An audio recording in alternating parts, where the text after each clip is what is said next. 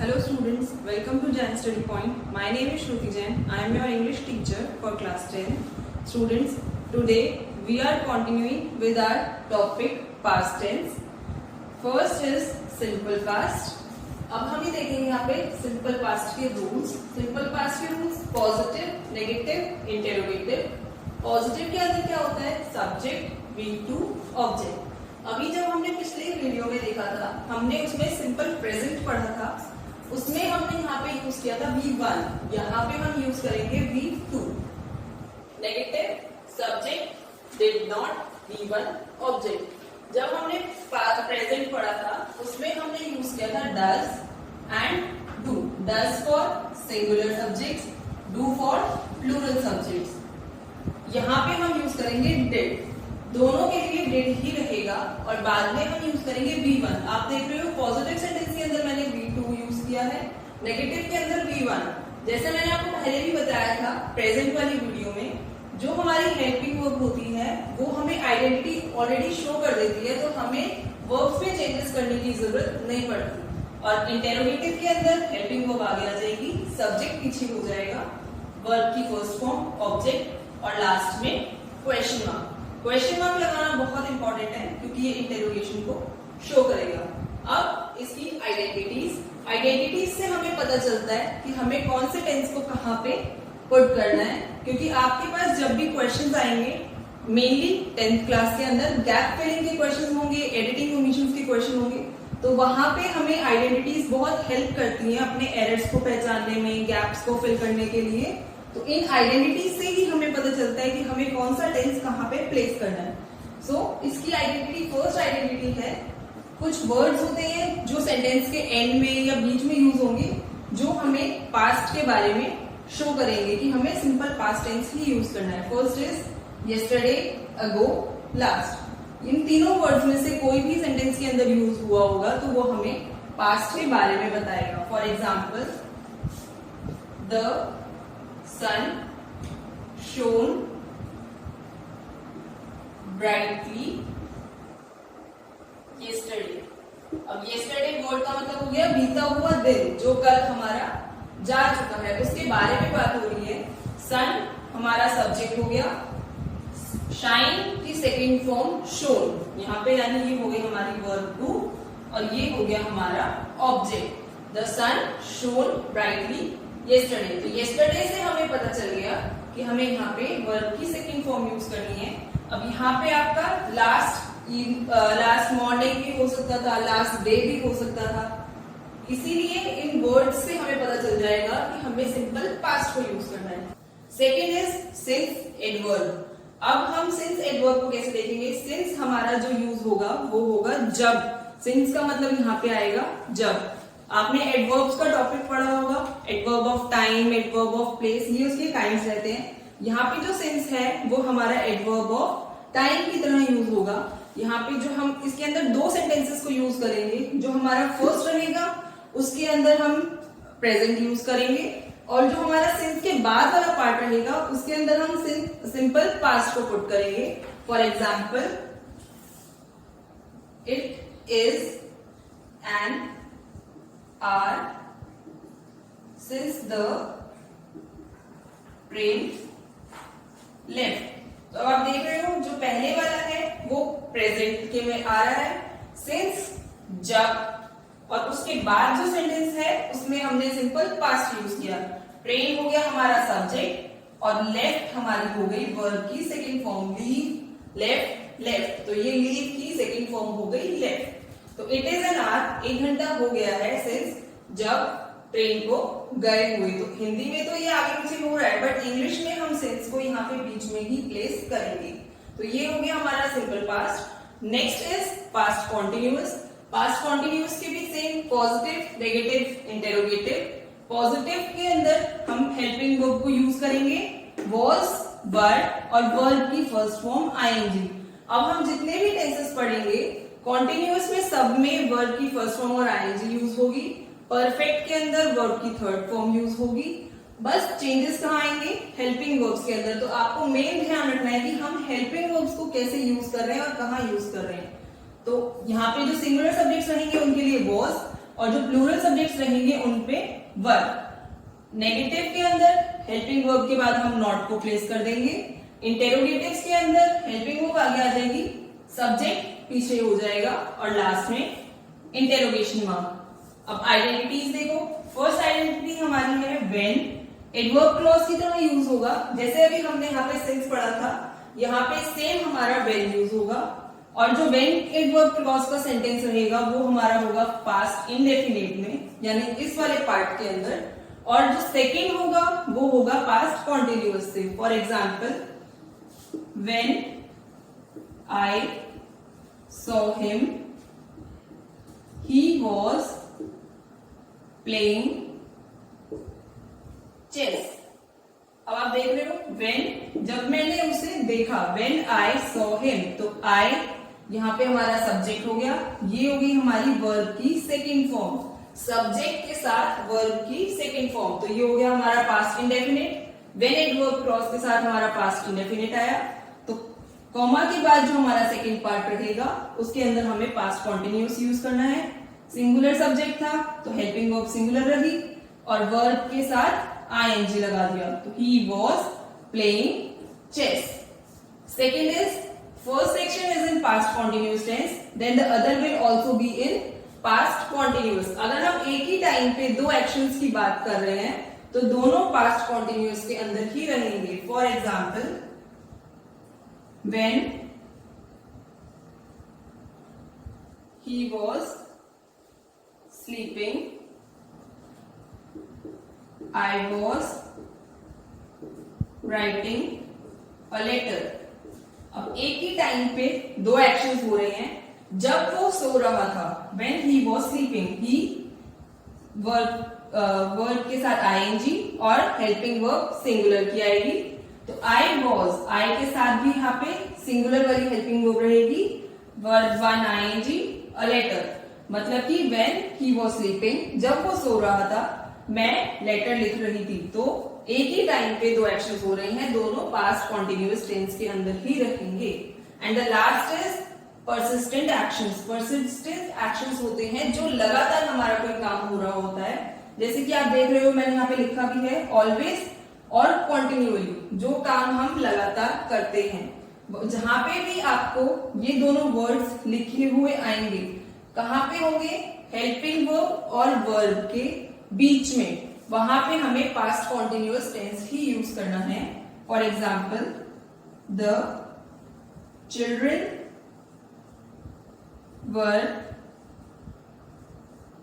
कॉन्टिन्यूअली troubling their parents. अब आप देख रहे हो हेल्पिंग वर्ब और वर्ब के बीच में कॉन्टिन्यूअली वर्ड आया है, तो जब भी हेल्पिंग वर्ब और वर्ब के बीच में ऑलवेज या कॉन्टिन्यूअली आएगा तो हम वहां पे हमेशा पास्ट कॉन्टिन्यूअस टेंस ही यूज करेंगे। यहाँ पे हमारे ये दोनों टेंसेस कंप्लीट हो गए। अब हम आगे देखते हैं। अब है हमारा पास्ट परफेक्ट टेंस। पहले रूल्स देखिए, subject, had, verb third, object. यहाँ पे मैंने हेल्पिंग वर्ब नहीं लिखा, मैंने डायरेक्ट हेल्पिंग वर्ब जो हम यूज करेंगे वो लिखी है हैड। इसके अंदर हमारी एक ही हेल्पिंग वर्ब होती है, चाहे हमारा सब्जेक्ट सिंगुलर हो चाहे प्लूरल हो, हम हैड ही यूज करेंगे। और मैंने जैसे आपको पहले बताया था, परफेक्ट का कोई भी टेंस हो, प्रेजेंट या पास्ट या फ्यूचर, तीनों में वर्ब की थर्ड फॉर्म ही आएगी। नेगेटिव के अंदर subject, had, not, verb third, object, helping verb और वर्ब के बीच में नॉट। इंटरोगेटिव में सेम, हेल्पिंग वर्ब आगे आ गई, सब्जेक्ट पीछे हो गया। अब इसकी आइडेंटिटीज जानने से पहले एक छोटा सा टॉपिक है क्लॉजेस का, आपने पहले पढ़ा भी होगा, एक बार रिकॉल करेंगे। मेन क्लॉज, सबऑर्डिनेट क्लॉज, ये हमारे क्लॉजेस के दो टाइप्स होते हैं। अब इनको याद क्या करना है? इनको याद करने का एक इजी सा तरीका है, मेन यानी आप याद कर सकते हो प्रिंसिपल से, और सबऑर्डिनेट मींस टीचर। अब जो प्रिंसिपल होता है वो कौन होता है, मतलब क्या होता है? वो होता है इंडिपेंडेंट। ये इसका हमारा हो गया third name, main clause, principal clause, independent clause. ऐसे ही जो सबऑर्डिनेट क्लॉज है वो टीचर, टीचर क्या हो गया, डिपेंडेंट। तो ये इसके दो नाम हो गए, सबऑर्डिनेट क्लॉज, डिपेंडेंट क्लॉज। तो अब ये डिपेंड कैसे है, जो मेन क्लॉज है वो हमारा रहेगा मेन सेंटेंस, और जो सबऑर्डिनेट क्लॉज है वो हमारा रहेगा डिपेंडेंट, यानी मेन क्लॉज के ऊपर डिपेंड होगा। जैसे कि हम कोई भी सेंटेंस पढ़ेंगे तो main clause subject verb object अपने आप में ही कंप्लीट हो जाता है, इसको किसी के ऊपर डिपेंड नहीं होना अपनी बात को कंप्लीट करने के लिए। बट सबऑर्डिनेट क्लॉज तभी कंप्लीट होगा जब हम उसको मेन के साथ कनेक्ट करेंगे। कनेक्ट किससे करते हैं, कनेक्टिंग वर्ड्स, जिनको हम बोलते हैं कंजक्शंस। कंजक्शन इसके अंदर हम 3 यूज करते हैं, बिफोर, आफ्टर, व्हेन। सबसे ज्यादा हम यूज करेंगे आफ्टर। ये दोनों भी यूज हो सकते हैं बट सबसे ज्यादा यूज होता है after. For example, the train had reached the station after the bell rang। जो ट्रेन थी वो स्टेशन पे पहुंच गई बेल बजने के बाद। अब यहां पे आप देख रहे हो the train had reached the station, sentence अपने आप में कंप्लीट है, सब्जेक्ट भी आ रहा है हमारे पास, वर्ब भी आ रही है हमारे पास, ऑब्जेक्ट भी आ गया हमारे पास। अब यहाँ पे कनेक्टिंग वर्ड आ गया आफ्टर, जिसको हम कंजक्शन भी बोलते हैं, और द बेल रैंग यहाँ पे हम यूज करते हैं पास्ट इंडेफिनिट टेंस। यहाँ पे बेल हमारा हो गया सब्जेक्ट और वर्ब की second form past indefinite tense. तो हमेशा जो मेन क्लॉज रहेगा वो पहले रहेगा, कंजक्शन दोनों सेंटेंसेस को रिलेट करेगा। ये हो गया डिपेंडेंट। अगर अब मेरे पास मेन क्लॉज नहीं है, सीधा मैंने बोल दिया after the bell rang, sentence complete नहीं हो रहा, हमें बात ही समझ नहीं आएगी कि बेल बजने के बाद क्या हुआ। बेल बजने के बाद ही जो ट्रेन थी वो स्टेशन पे पहुंची। तो ट्रेन स्टेशन पे कब पहुंची, बेल बजने के बाद। तो ये सेंटेंस तो कंप्लीट है बट ये इनकम्प्लीट है, ये इसके ऊपर डिपेंड है अपनी बात को पूरी करने के लिए। ये टेंस के अंदर सिर्फ हमें इन्हीं दोनों चीज का ध्यान रखना है, मेन क्लॉज, सबऑर्डिनेट क्लॉज। तो जो हमारा हमें ये टेंस फिल करना होगा वो हमेशा मेन क्लॉज के अंदर ही होगा, कभी भी सबऑर्डिनेट के अंदर नहीं होगा। तो इस चीज का ही ध्यान रखना है, यही एक इसकी सिंगल आइडेंटिटी है। And the next one is past perfect continuous, जो कि हमारा पास्ट टेंस का लास्ट है। इसके अंदर जैसे मैंने आपको पहले बताया था, सिंस और फॉर, मैंने जब हम प्रेजेंट की वीडियो बनाई थी उसमें भी आपको सिंस और फॉर का मीनिंग बताया था। इसमें मैं एक बार दोबारा से रिपीट कर रही हूँ। सिंस का मतलब होता है स्टार्टिंग पॉइंट ऑफ टाइम, और फॉर का मतलब होता है ड्यूरेशन ऑफ टाइम, यानी कि टाइम पीरियड। तो कोई भी चीज कब से स्टार्ट हो रही है वो हम सिंस से बताते हैं, और कितनी देर के लिए कोई काम किया है वो हम फॉर से बताते हैं। तो जब भी परफेक्ट कॉन्टिन्यूअस टेंसेस पढ़ेंगे हम, तो ये दोनों वर्ड्स ही हमारे इनकी आइडेंटिटीज हैं, इन्हीं को हमने ध्यान में रख के इन सेंटेंस को फॉर्म करना है।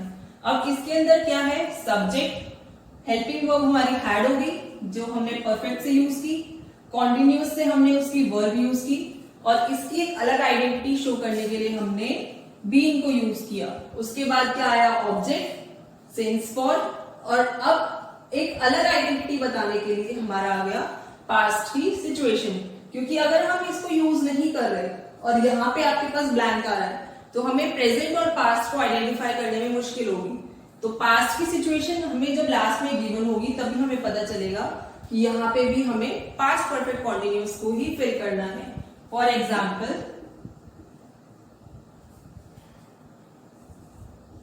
माई ग्रैंडफादर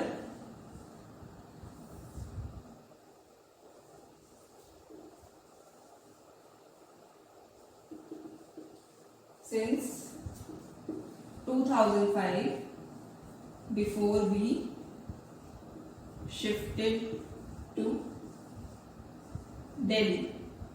अब यहाँ पे मैंने आपको ब्लैंक दिया है, अगर हमारे पास ये वाला पार्ट नहीं है, माई ग्रैंडफादर डैश बिजनेस सिंस 2005, तो यहाँ पे हमें नहीं पता चल रहा, यहाँ पे हमें ये प्रेजेंट जैसा ही लग रहा है। तो अगर हमें इसको अलग से बताना है, जैसे मैंने आपको बताया, यहाँ पे फिर हमें before we shifted to Delhi लिखा हुआ आएगा। ये हमारा हो गया पास्ट की सिचुएशन, किसके बाद, सिंस या फॉर के टाइम फ्रेज के बाद। अब ये हो गया पास्ट का, वी हो गया हमारा सब्जेक्ट, और ये हो गई हमारी वर्ब की सेकेंड फॉर्म यानी पास्ट इंडेफिनिट। तो यहां से हमें इस सिचुएशन से हमें पता चलेगा कि यहाँ पे हमें पास्ट परफेक्ट कॉन्टिन्यूअस को फिल करना है। अब ग्रैंडफादर के बाद हमारी आ गई हेल्पिंग वर्ब बी, और यहाँ पे आ गया रनिंग। अगर मैंने आपको ब्लैंक दिया होगा रन, तो हम उसको फिल कर देंगे रनिंग। जैसे मैंने आपको पिछली वीडियो में बताया था, अगर हमारा लास्ट कॉन्सोनेंट है और उससे पहले एक वोवल है, तो हम उसको डबल कर देंगे। तो यहाँ पे हो गया डबल, फिर आएगा आईएनजी। तो यहाँ पे हमारा हो गया my grandfather had been running business before we shifted to Delhi. तो हमारे दिल्ली शिफ्ट होने से पहले पास्ट की सिचुएशन आ गई, वो बिजनेस चला रहे थे 2005 से, मतलब कि 2005 से अभी तक चल रहा है, लेकिन एक सिचुएशन भी आ गई जो हमें और पास्ट के बारे में बता रही है। यहाँ पे हमारा पास्ट टेंस कंप्लीट हो गया। नेक्स्ट वीडियो में हम देखेंगे future tense. Thank you students.